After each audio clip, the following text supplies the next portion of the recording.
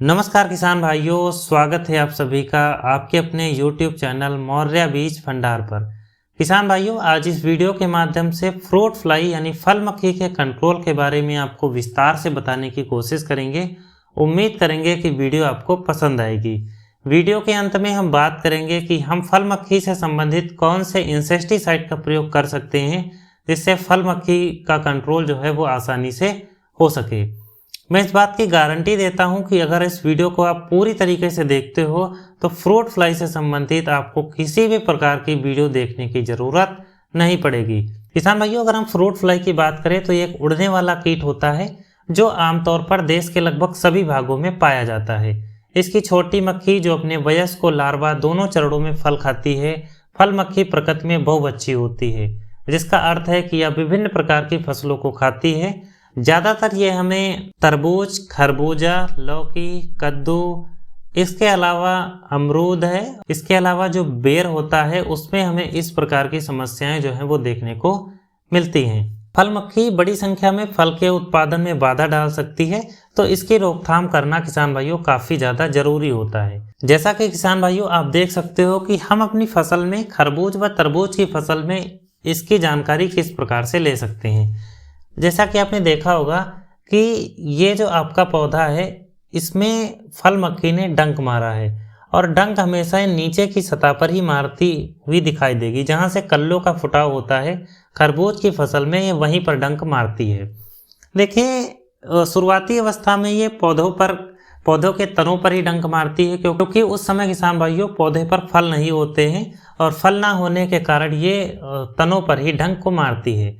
यहाँ पर डंक मारने के बाद ये डंक के माध्यम से ही इसके अंदर अंडे रखती है, और एक बार में जो है वो 3 से 30 तक अंडे जो है वो रख देती है।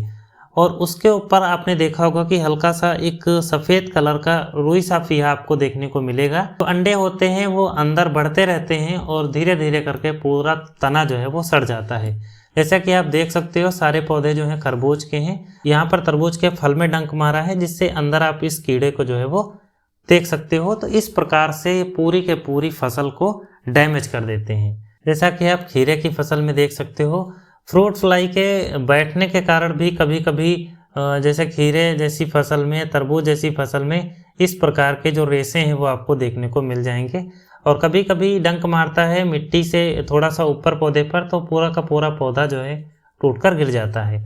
तो इस प्रकार की समस्याएं जो है वो फ्रूट फ्लाई के आक्रमण के कारण आपको देखने को मिल जाती हैं। अब हम बात करेंगे कि फल मक्खी का जो जीवन काल होता है, जीवन चक्र कितने दिन का होता है और कौन कौन सी अवस्थाएं इसमें आती हैं। तो इसमें हमें 4 अवस्थाएं देखने को मिलती हैं। सबसे पहली अंडा, दूसरा है लार्वा, तीसरा है प्यूपा और चौथा है वयस्क। जब मादा जो है वो फल में अंडे देती है तो इन अंडों से 1 से 2 दिनों में बच्चे निकल जाते हैं। यानी अंडा देने के 1-2 दिन बाद जो है वो बच्चे जन्म ले लेते हैं। उसके बाद जो सेकेंड अवस्था आती है लार्वा आती है। लार्वा अवस्था जो होती है वो 10 से 12 दिनों की होती है। लार्वा अवस्था में जो कीट होते हैं वो फलों के अंदर नुकसान पहुंचाते रहते हैं, और धीरे धीरे वहां पर पूरा सड़न पैदा हो जाती है और पूरा फल जो है वो नष्ट हो जाता है। तीसरी जो अवस्था होती है वो होती है प्यूपा अवस्था। प्यूपा अवस्था जो होती है आमतौर पर मिट्टी में 8 से 10 दिनों तक रहती है, जहाँ पर यह स्वयं को एक वयस्क मक्खी के रूप में विकसित करती है। और उसके बाद जो चौथी अवस्था आती है वो अडल्ट आती है, वयस्क अवस्था आती है। वयस्क अवस्था यानी जो प्यूपा अवस्था समाप्त होने के बाद वयस्क मक्खियाँ जो है वो निकल जाती हैं और बाहरी वातावरण में लगभग 2 से 3 और या ज़्यादा से ज़्यादा 5 मंथ तक रहती हैं। अब इसी अवस्था में ये मीटिंग करती हैं, और मीटिंग करने के बाद पुनः जो है वो फल के ऊपर या पौधों के ऊपर डंक मारती हैं, और ये प्रक्रिया जो है वो लगातार चलती रहती है। तो इस प्रकार से इनका पूरा जीवन चक्र होता है। अब कंट्रोल करने के जो बेहतर तरीके हैं मैं उस पर थोड़ा सा चर्चा करूंगा। किसान भाइयों, अब हम बात करेंगे कि इसकी रोकथाम हम किस प्रकार से कर सकते हैं। ये टॉपिक किसानों के लिए काफ़ी ज़्यादा इम्पॉर्टेंट है। तो सबसे पहला जो रोकथाम का तरीका होता है वो होता है कि हम इसके अडल्ट को ही रोकथाम करें। अडल्ट की रोकथाम के लिए हम फेरोमोन ट्रैप लगा सकते हैं। फेरोमोन ट्रैप का काम ये होता है क्योंकि इसके अंदर एक नर की गंध आती है, और जो मादा मक्खी होती है वो नर के चक्कर में उसके अंदर चली जाती है और 3 से 4-5 घंटों के बाद वो मर जाती है। तो हम 1 एकड़ में जो है वो 9 ट्रैप लगा सकते हैं। ट्रैप आपको किस प्रकार से लगाना है उसके बारे में हम एक अलग वीडियो बनाएंगे। जैसा मान लीजिए आप देख सकते हो कि ये हमारा टोटल प्लाट है, तो ये हमारा ये हमारा खेत का एक मिड पार्ट है। उसके अलावा ये कॉर्नर से हमें 3-4 फीट छोड़कर एक यहाँ पर स्थापना करना है और एक यहाँ पर और यहाँ पर। इस प्रकार से हमें 4 कॉर्नर पर करना है और एक बीच में। अगर आपको 9 लगाना है तो आप इनके बीच में एक एक ट्रैप जो है वो और लगा दीजिए। इस प्रकार से टोटल 1 एकड़ में हमें 9 ट्रैप लगाने चाहिए।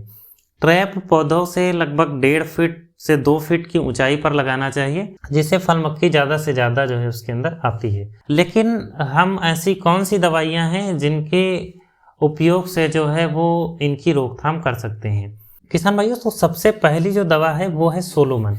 सोलोमन जो है ये बायर कंपनी की आती है और इसके अंदर 2 टेक्निकल बीटा साइक्लोथ्रिन और इमिडाक्लोप्रिड हमें देखने को मिलता है।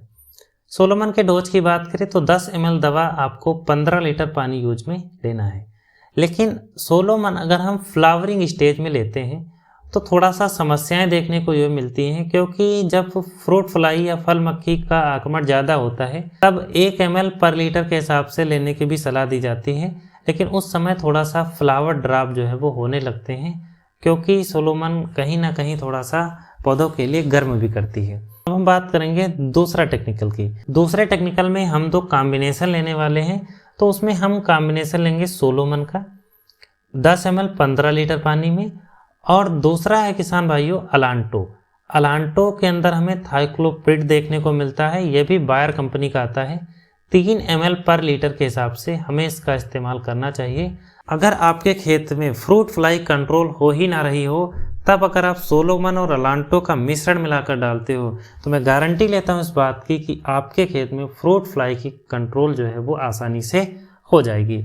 हम आज से नहीं किसान भाइयों, लगभग 5 से 7 सालों से इस कॉम्बिनेशन को चलवा रहे हैं। बहुत ही बेहतरीन रिजल्ट हमें देखने को मिलते हैं। तीसरा जो कॉम्बिनेशन है किसान भाइयों वो है अलांटो। आपको 3 ml पर लीटर के हिसाब से लेना है और इसके साथ आपको डेसिस लेना है।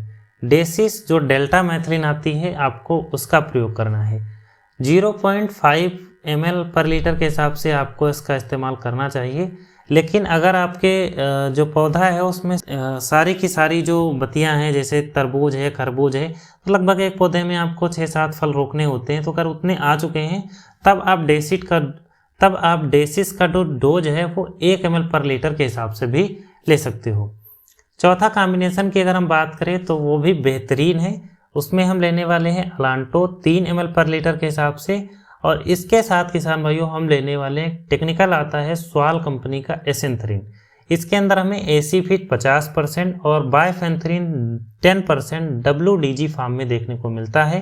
2 ग्राम पर लीटर के हिसाब से हमें इन दोनों का कॉम्बिनेशन लेना है। बहुत ही ज़बरदस्त रिजल्ट हमें देखने को मिलते हैं। 5वां जो कॉम्बिनेशन हम लेने वाले हैं वो है किसान भाइयों अलीका इंसेक्टिसाइड का। अलीका के अंदर हमें 2 टेक्निकल देखने को मिलते हैं।